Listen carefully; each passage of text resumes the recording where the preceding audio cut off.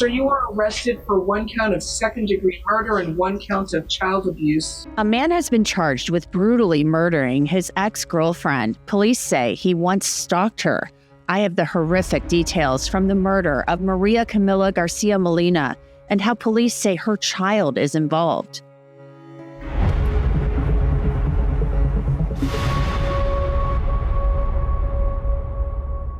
Welcome to Crime Fix. I'm Angenette Levy, and I just want to remind you that we're now on Spotify. You can watch us and listen to us there, so please feel free to check us out. Maria Camila Garcia-Molina. She was a beautiful 24-year-old woman living in Florida, and she was the mother of a 3-year-old daughter. And sadly, last Saturday, Garcia-Molina's life ended in front of her little girl, according to police, and now her ex-boyfriend is in jail charged with murdering her. This incredibly sad story started last Saturday afternoon in Miami when family members flagged down Miami-Dade sheriff's deputies because Garcia-Molina's little 3-year-old daughter had what appeared to be dried blood on her clothes and her face. Many more details are revealed in a probable cause affidavit. That document states, investigation revealed that the victim had left her residence with her juvenile daughter at approximately 12:30 p.m. Subsequently, at approximately 2:38 p.m., the victim's daughter was discovered abandoned around the neighborhood of the victim's mother's residence, which was highly unusual. The victim's daughter had blood on her and no trauma. Furthermore, the victim's daughter disclosed to a Miami-Dade Sheriff's Office Vulnerable Victims Unit detective that her mother was with Joy and that her mother was hit in the head and she was now sleeping. Joy is Chandra Nath, and according to investigators, he is the ex-boyfriend of Garcia-Molina. The affidavit continued. An area canvass was conducted for the victim's vehicle, which was located in a visitor parking space within the Twin Lakes complex where the victim resides. Suspected blood was observed in plain view in the front passenger seat and what appeared to be a human body covered in blankets on the rear floorboard. That body, of course, was Garcia-Molina's.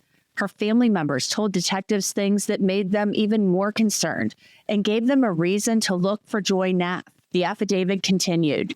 Family members on scene advised that the victim had an ex-boyfriend, identified as the defendant, who had a history of stalking and following her. The victim had also obtained a past temporary restraining order on the defendant.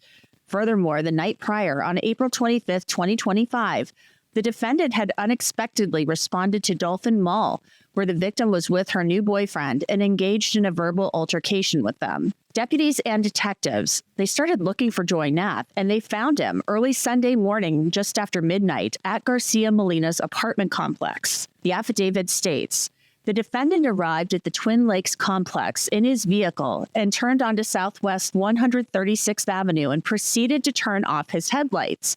Investigators conducted a traffic stop, and they discovered the defendant with scratches on his arms, face, and neck. The defendant spontaneously stated that he had the victim's belongings with him and that he was going to return them to her.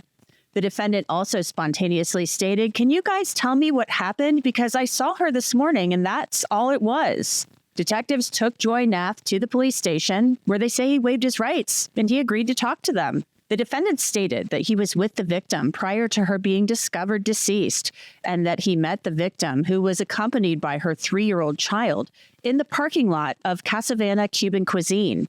The defendant stated that they went into Starbucks and ate breakfast. The defendant stated that the victim gave him her purse with her personal effects to include her cellular telephone. The defendant stated they went their separate ways and that he returned to his residence and washed his clothing. Now, I'm sure the detectives included that part about Nath saying he washed his clothing because they suspect he did this because he likely had blood on it. The affidavit mentions again, it should be noted that the defendant had bruising on the right side of his face and cheek, along with several scratches on his neck, arms, and face, which indicate that he was in a physical altercation. Now, all of this led detectives to get a search warrant for Nath's vehicle. The defendant's vehicle was searched by homicide investigators. Observed inside the defendant's vehicle was the victim's purse, which contained her cellular telephone and government identifications. It should be noted that only the murderer would have possession of her cellular telephone device, as the victim's cellular telephone records were analyzed by Homicide's Hit Squad, revealing that the victim's cellular telephone was initially at her residence and then traveled to the defendant's residence. The victim's cellular telephone then returned back to the scene where the victim's body was located.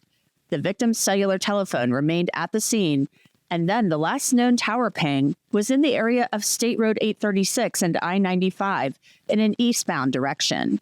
This is a Law and Crime legal alert. Did you know that children are being diagnosed with serious conditions like type 2 diabetes and non-alcoholic fatty liver disease? And research is potentially linking ultra-processed foods to these outcomes. Morgan & Morgan is stepping in to fight to hold food companies accountable. With decades of experience fighting large corporations, they are ready to stand up for families who deserve justice. If your child under 21 has been diagnosed with type 2 diabetes or fatty liver disease, visit www.forthepeople.com/food or scan the QR code on your screen to learn more. Joy Nath was booked into the jail on charges of second-degree murder and child abuse. Nath appeared in court. Good morning, Mr. Nath. Sir, you were arrested for one count of second-degree murder and one count of child abuse. This is from April 26th. The judge took some time to look through the documents, then had some questions. Okay. I don't know if it's child abuse or child neglect, although I don't know what your position is for child abuse.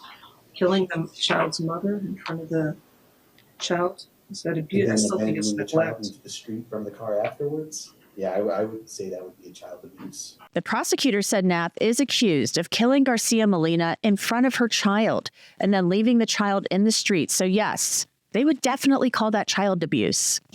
They have. The state filed a motion for pretrial detention pending final hearing pursuant to Florida Statute 907.041. Since second-degree murder is considered a dangerous crime, I'm granting the state's motion for pretrial detention, holding you with no bond. And count 2, child abuse, I'll set that at $5,000.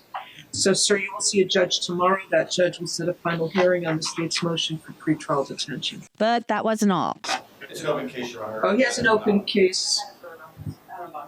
Oh, he's out on felony bond for grand theft and fraudulent use of an ID as well. We'll see your judge tomorrow. Good day. Thank you. Nath is now being held without bail on that murder charge. And as you heard, he has other pending cases. So to talk about this incredibly sad case, I want to bring in Melba Pearson. She is a former prosecutor.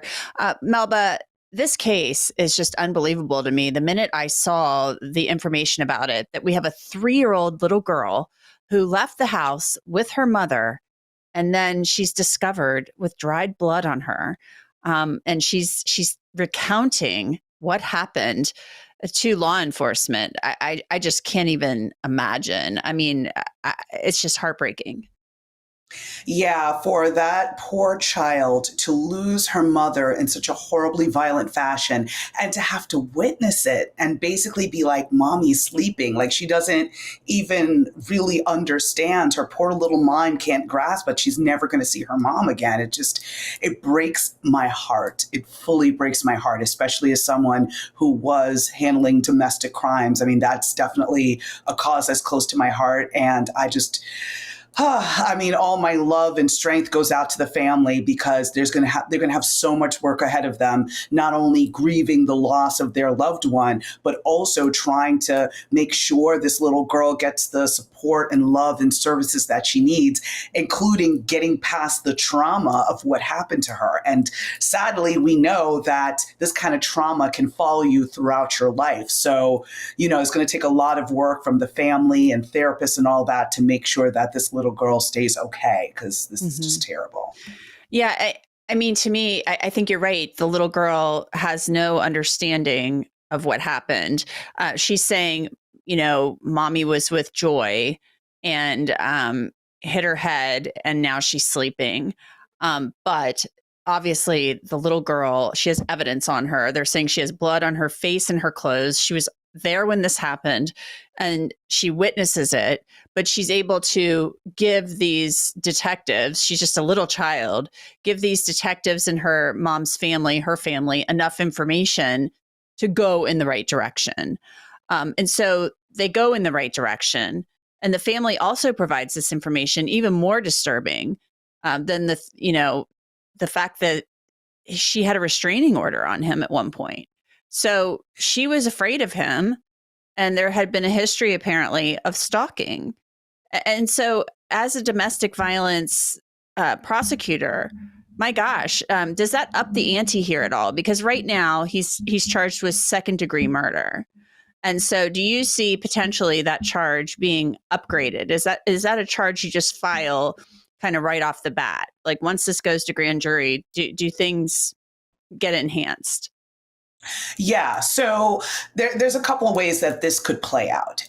First off, this could just be a second-degree murder because, again, second-degree murder in Florida is kind of considered that crime of passion, lack of premeditation. So it's possible that he was, and this is not a justification, I want to be very, very crystal clear that I'm not justifying anything, but it's a matter of the fact that he had been stalking her, and then there was a confrontation earlier between her and him and her new boyfriend. So could he have been enraged by this and that's what caused him to snap to commit this crime? That's a possibility. And then that takes the premeditation aspect out of it. Now, if there's other evidence that could be gleaned from his technology, whether it be his cell phone, his social media, where he was making statements right before this happened, now there's a possibility that that can be used to prove premeditation. I think we all may have the feeling that it's kind of premeditated because, again, you've been abusing her over the course of, who knows how long. So there's that element to it. But again, you still have to prove beyond a reasonable doubt that he had planned this, he had time to reflect and chose to move forward and commit this heinous crime. So, it is possible that it could remain a second degree, but it is possible that it could escalate to a first. If it ends up being a first degree murder, that means it would have to go through the grand jury process, and the grand jury would have to determine whether or not a first degree murder is appropriate in this instance. Yeah, and that's what's so disturbing to me about this, and we see this often in cases of kind of domestic violence homicides where there was a history of stalking, or we don't know exactly when the relationship ended, but according to the documents, she had a new boyfriend, and there had been this confrontation at the mall. So obviously, he ran into her, or potentially there was some stalking going on, and maybe he created the situation where he encountered them. Is that something you commonly see? Yeah, absolutely. Because again, when you're looking at that volatility of a domestic violence relationship, violence is always lurking, in the background, whether it be, and it's always almost implicit, right? Because he's stalking her for a reason, because she has dared to leave him. She's dared to reject him, and she's dared to not be under his control anymore. So he has to find her and teach her a lesson, or in his mind, beg for her back, because of course he's the most wonderful guy ever. Why would she ever want to leave him, despite the fact that he's abusive, et cetera, et cetera? So, we often see that violence emerge in so many different ways, which again, I always come back to this whenever I talk about these cases with you or anywhere else, that please, these situations never get better. Domestic violence situations never get better. So if you or someone is involved in that type of situation, please, there's so many resources out there available. Do not stay in that relationship, because sadly, too many of these types of relationships end the way that we see right now, which is in violence and in death. He is charged with child abuse. Obviously, that would be for committing the homicide, committing the murder in front of the child. To me, that I don't know if there's a tougher charge for that. That to me just seems to up the ante a lot. Is that the highest charge? Is that the most you can do in the state of Florida? Is child abuse for killing? If he's ultimately convicted for killing a child's parent in front of them? Sadly, yes. However, and let me give two caveats. Number one, the charge is usually child abuse, no great bodily harm, meaning the child themselves was not physically harmed during the course of this crime. So that's the best we can do in terms of the fact that the child was not physically, emotionally harmed, absolutely, but the child was not physically harmed. So that's how that charge shakes out. However, the fact that the child was present and witnessed the homicide can be an aggravating factor at sentencing. So it's, even though it doesn't play out in the charge itself. So, I believe it's a 3rd-degree felony with a maximum of 5 years. So, okay, there's that. But also when it comes to sentencing, usually this is a situation which then would result in a life sentence. So that's sort of the way that it ends up being, it shakes out. Now, is that something for the Florida legislature to take up? I think so, but at this juncture, that's all we have to work with here. There's another piece of this too. I mean, there were some red flags. And obviously, we're really reading a probable cause document, so they just have to put enough in there to support, probable cause to support the arrest. But there's so many weird things that he said in that statement, the going home and the washing of the clothes. And then the fact that he's got her purse and her cell phone, and that he claims, well, she gave me her purse and her cell phone. No woman that I know of, and I am a woman, is going to say, hey, I'm going to just hang out for the day, but here's my purse and my cell phone. Why don't you take it? Yeah, never in the history of woman has that happened. Right. Let's be very clear. Never. Love my husband to death, but I'm not like, hey, babe. Maybe if you go to the ladies' room somewhere, you're handing over your purse. Hey, can you hold this for me? But not for like the day. Correct. Because again, you're thinking about money, you're thinking about access to be able to return calls, send a text message. So clearly this is a situation where he was trying to deprive her of any way of escaping the situation, being able to call for help. Many times you see in these domestic crimes cases that the first thing that gets taken or broken is the phone, whether it be the cell phone, the house phone, because again, the goal is to make sure the person can't call for help. And that's during the transaction of the crime. Now, that in and of itself does not necessarily prove premeditation, depending on when it was taken, but usually it happens during the course of the incident to deprive the person the ability of trying to get help. So, but again, what's going to be critical is he said in his statement that, they went to Starbucks, they had this lovely breakfast, and then she left her purse and phone with him. The surveillance camera footage is going to be critical to show, okay, what Starbucks did you go to? Let's see if you actually went there together, or was she sitting there under duress? Did Starbucks not happen at all, which is my bet, right? So show us some receipts, something. So I think there's still more investigation yet to be done that can shed more light on what happened. But his statement is clearly very self-serving. There's no question in my mind that he did it. The question is whether he planned it or whether it was spur of the moment. Yeah. And, I don't know if she would have been able to call for help. Maybe not. I don't know. But they said the medical examiner, the autopsy revealed that she had sustained sharp force injuries to her neck, torso, and upper extremities. So it sounds like she was stabbed or bludgeoned. Oh my goodness. I just can't even imagine. But then, the taking of the purse and the cell phone, and obviously they've got the cell phone data that they believe backs up the fact that he took her belongings and things of that nature. So it'll be interesting to see how this case plays out. But my heart goes out to that poor little girl, having witnessed her mother's murder. It's just awful. Absolutely awful. Again, just reiterating, if you're in that kind of situation, get some help. I mean, there's people out there that will support you. We've got the National Domestic Violence Hotline. There's shelters locally in every single state in this country. So please get that assistance. And if you're looking for those resources, make sure not to do it on a device that your abuser has access to. Because again, that can trigger another situation. And the most dangerous time when someone is in a domestic violence situation is when they try to leave.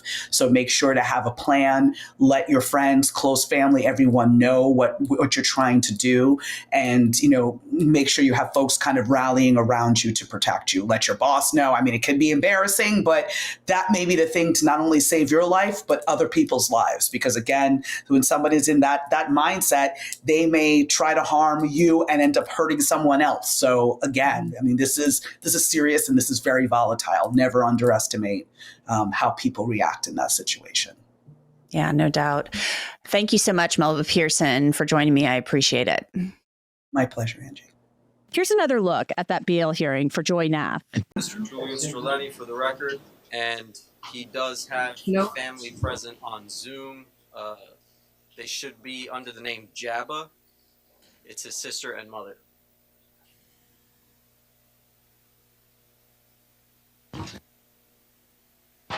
Good morning, Mr. Nath. Sir, you were arrested for one count of second-degree murder and one count of child abuse. This is from April 26. I'm sorry, what is your name, counsel? Antonio Pena, again for the record, Your Honor. I'm Okay. also present with Mr. Julian Streleni. How do you spell your last name, sir? Pena, P-E-N-A. Thank you. All right. And Your Honor, just again for the record, he does have family present on Zoom. His sister and mother are present. I believe they're under the name Jabba. Mr. Nath, good morning. Please don't make any statements. Well, just a reminder.